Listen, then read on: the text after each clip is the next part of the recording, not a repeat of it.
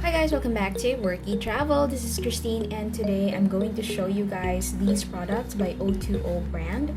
And this one is not a major brand, hindi siya ganun ka widely known. Nakita ko lang siya while I was browsing Shopee and it's affordable and okay naman din yung mga reviews niya. Also, before trying it or buying the products, I've also searched it online and meron namang ibang vloggers na na-feature na siya and ayan, so I wanna try it now kasi yung mga vlogs before was like matagal-tagal na, so ngayon 2022 I'm featuring this in this channel and just to tell you guys about it. Ayan, so the stuff that I got are first is yung Miraculous Cat Eye Stamp Eyeliner Pen. As you know, mahirap maglagay ng cat eye na liner.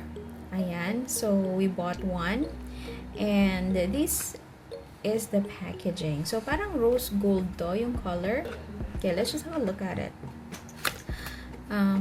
Okay yung packaging niya, maganda. It's ano bang tawag doon? It's presentable, 'di ba? Presentable yung kanyang box and how it is packaged. Ayan. So ito yung hitsura niya. I've used this a couple of times already. Ayan. So what I like about this or ba't ako bumili is meron siyang dalawang pen. So this one, ayan. Ganito yung hitsura niya. Hindi kasi nakikita. Ayan, ganito yung hitsura niya.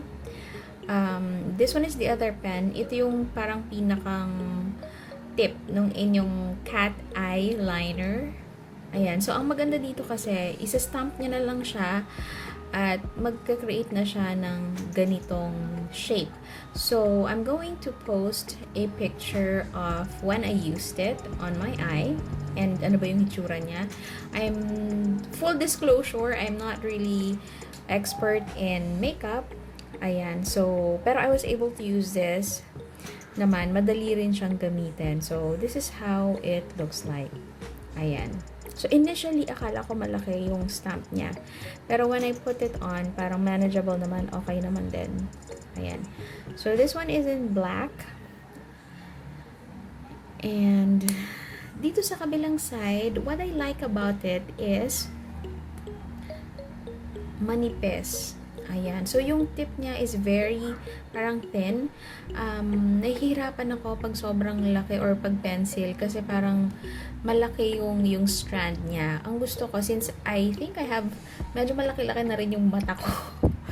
So, parang gusto ko lang i-accentuate siya or dagdagan ng color black para mas mag-stand out yung eyes ko. Hindi, kasi usually, there's a tendency if you use eyeliner, mas lumalaki yung mata ninyo. Okay? So, for me, I just wanted it to, to accentuate my eyes, yung line ng eyes, and then put a cat eyeliner from time to time. As I was saying kanina, gusto ko kasi yung tip niya ay manipis. So, you have the power to actually make it thicker or kung okay na ba sa inyo yung thin line lang, 'di ba? So, mas manageable yung laki or yung thickness or thinness ng line kapag ganito yung manipis yung tip ng inyong eyeliner. Ayan, let's close it na. This one is in black. Okay, let's test it out. Ayan, so I'm going to post a picture mamaya. So let's see. This is how it looks like. Ayan. There you go. It's really, ayan, black na black talaga siya. And thin. So kung gusto niyo na mas makapal pa, didagdagan niyo na lang, 'di ba? Ayan. Just like I said, ayoko yung medyo makapal. So, this is how it looks like. Yung pagka-black niya. Black na black talaga. And I like the packaging. This one is 139 pesos. And sa tingin ko, okay naman kasi it looks nice. Kasi dito, it is smudge-proof winged eyeliner stamp. Ayan. So, tingnan natin kung masasmudge siya. Kalalagay ko lang nito. There you go. So, I guess it is smudge proof since I cannot, you know, remove it. Siguro, I think, hindi naman siya mahirap alisin. I think I tried to use wet wipes to remove it nung tinry ko siya. And, okay din naman. Madali lang siya ring ma-remove if you're going to use your wet wipes. Okay? So, pero it's smudge free. Ayan. Okay, so it's hindi naman siya nagsismudge, which is great, right? So, it is really smudge proof. And, tingnan natin yung tip niya. So, let's see. Isi-stamp ko lang siya sa dulo. Ayan.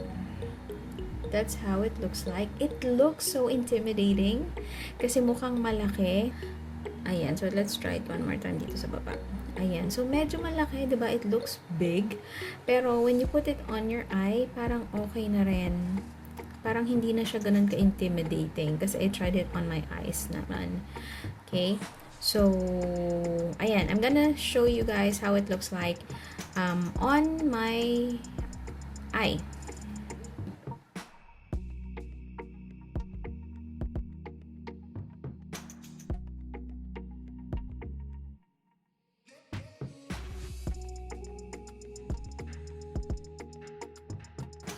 Ayan. So, yun nga. So, that's how it looks like. And, sabi ko nga, ayoko yung masyadong makapal na eyeliner. That's why this one is perfect for me. And, nagamit ko na siya siguro mga 3 times na. Hindi rin naman ako naglalabas. So, somehow, recommended to kasi it's very easy to use. And for me, I have quite a sensitive skin.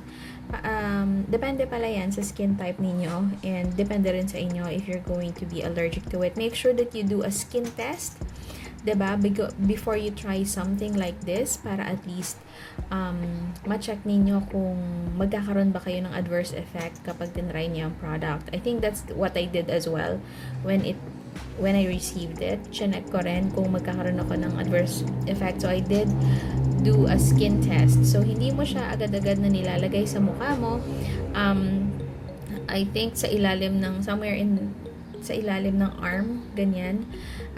Pwede mo siyang i-test kung magkakaroon ba. And small amount lang. Para pag nakita nyo, if it becomes itchy or hindi maging okay sa'yo yung product, then you might be allergic to it and don't just use it. Pero for me, okay yung product. Hindi ako nagkaroon ng mga ganong effect. So, I guess this one is good. I can continue using it. And it's only 139 pesos from Shopee. And make sure that you order from their page. I think may official sila na store online. Ayan. So, there you go. So, this one is the winged eyeliner. If you can find a cheaper one, why not? You know, I always tell people na these are just the options that you have. Ang maganda kasi dito, kasi meron na siyang stamp and then meron na ring eyeliner. So, I like this one. Lalong-lalo na ako, it's very difficult for me to create a perfect winged eyeliner. If you're looking for a product na affordable, okay na to.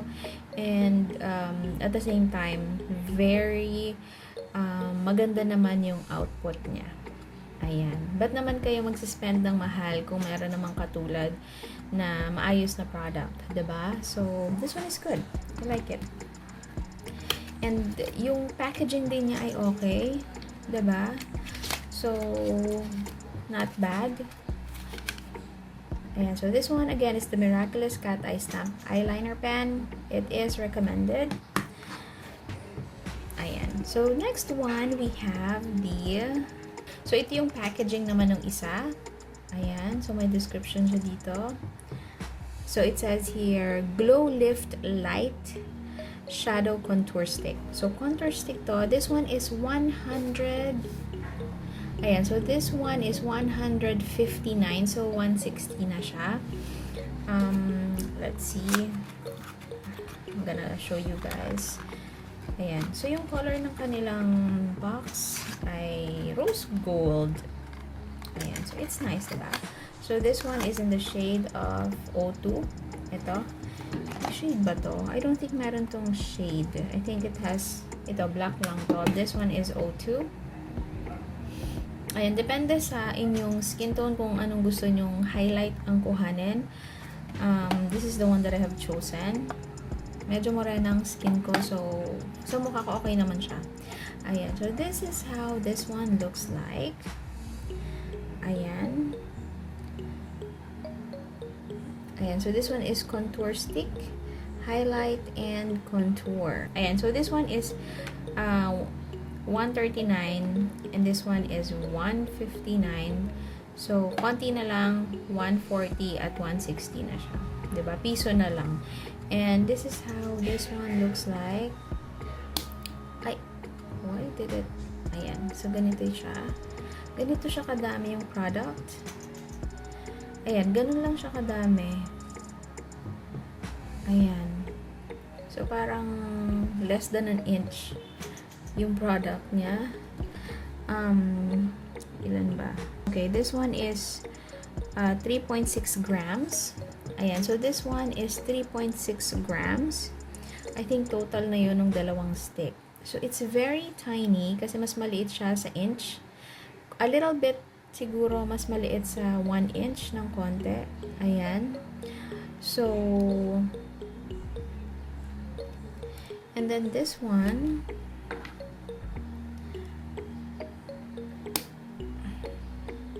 ayan. Ayan, so ito namang isa, ganito siya.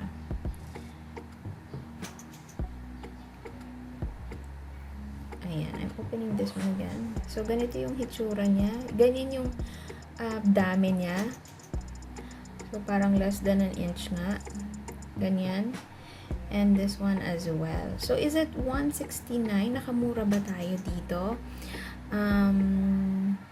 Siguro, if you will be buying, I think kung magbibili kayo ng mga affordable ones, na 200 plus, I think I've seen one na yung affordable brand, 200 plus yung stick. So, pero this one kasi, what I like about it, iniisip ko nga parang okay lang din yung price. Hindi siya super duper cheap, parang tama lang dun sa price. Kasi, hindi naman ganun kadamihan yung product. 'Di ba? Ganito lang kahaba yon. Tapos ito. How many times are you going to use it? 'Di ba? So, buti na lang ako, hindi rin ako masyadong gumagamit nito because I'm working from home. So, hindi tayo laging kailangan mag-contour at mag-highlight. 'Di ba? So, let's see how this... So, for me, ano siya? This one is plastic. Obviously, when you look at it, it looks kind of, expensive. Parang medyo, it looks nicer, diba? Compared to other products that are cheaper. Sa packaging niya, okay. And retractable naman siya. Ayan. Retractable siya pareho. So, if it's very handy as well. Madali mo lang siyang, you can put it inside your bag when you're traveling, or your kikay kit. Ayan, so this one is the highlighter. And, ayan. And then this one is the contouring. Contour ba to? Tama, contour. Ayan. Ayan. So that's how they look like. And if you have a morena skin like me, this one, itong O2O, okay siya sa akin. Ayan. Okay, hindi siya, this one looks kind of white, pero pag na-blend nyo na, nabiblend naman sa face. Hindi naman siya ganun ka super duper in your face, yung highlighter. And what I like about this product is, hindi rin siya nagkakaroon ng adverse effect sa face ko. So, I can use it. And also, okay siya. Actually, if you need a highlighter for your nose, yung nose bridge natin dyan, ito yung ginagamit ko. Itong dalawang to. This one, actually ito, okay na eh. I-highlight nyo lang yung nose bridge ninyo. Perfect. Hindi siya, naglalast naman siya. That's why I like it. I think this is the very first one that I've tried na highlighter. Na, kasi yung iba, usually may powder ba na highlighter or parang nabiblend siya masyado na parang nag-fade at hindi siya nag-work. Pero this one, miraculously, maganda yung effect niya sa nose bridge ko kasi yung talagang kailangan natin, di ba? Medyo tumangos yung nose natin. And this one is perfect. I like it. I tried both of them. I tried putting both of them. Pero feeling ko, nung ito lang yung nilagay ko, okay na. Diba? And this one na lang is if you want to contour yung sa cheeks ninyo and also lang okay din siya. Although I feel like the only downside of this is yung product ay konti lang, diba? So after you use this, and if you're not working from home and you use it every day, baka madali siyang maubos kasi nga hindi naman ganun kadami yung product na kukuha nyo sa here. So if kayo rin ay yung type ng if gusto nyo rin yung laging naka-contour, naka-highlight yung face ninyo, then this might not be enough for you. Pero product-wise, if we're talking about yung gamit niya is okay naman. Parang ano siya, hindi siya shiny, it's matte. Ayan, hindi siya shiny. I think this was a bit shiny. Ayan. So pag na-blend niyo siya, ayan, okay naman siya. I think this one, yung contour parang medyo shiny ng konti. This one is a little bit matte. Ayan, walang shine. So, that's why I like it. Okay siya. Kasi yung product na to, hindi siya nag-cause ng, breakouts or itchiness. Okay siya for me. I like it. So, ayan. These are the two products that I'm telling you guys about today. And I hope, if you're looking to buy these two products, then go ahead, diba? And they're affordable compared to other products that are yung mga big brands. This one, yun nga, like I said, are less than 200. And meron na kayong, cat eye stamp or eyeliner as well as highlighter. Ayun. So, if you wanna try this one, kahit medyo konti lang yung laman nitong kanilang contouring and highlighter, ay recommended ko pa rin siya kasi yun nga, okay naman sa akin yung product. And like I said, depende sa inyo kung lagi nyo siyang gagamitan, you might want to look for other products na mas marami at mas makakatipid kayo. Kasi this one, I think, mura siya, $159, pero at the same time, yung amount ng product ay hindi naman ganun kadami, diba? So, I guess, yun. Pero, yung sa product, kung product ang pag-uusapan, okay na yung product na to. And I do have a little bit of a sensitive skin at okay naman siya. But again, if you're trying products, please make sure that you do a skin test. Okay. Ayan. So, yun lang for today, guys. Thank you for watching. And please subscribe to this channel. Click the button, the red button below. I do have other reviews in my channel. Please do check them out. And don't forget to subscribe. Thank you guys for watching. Bye!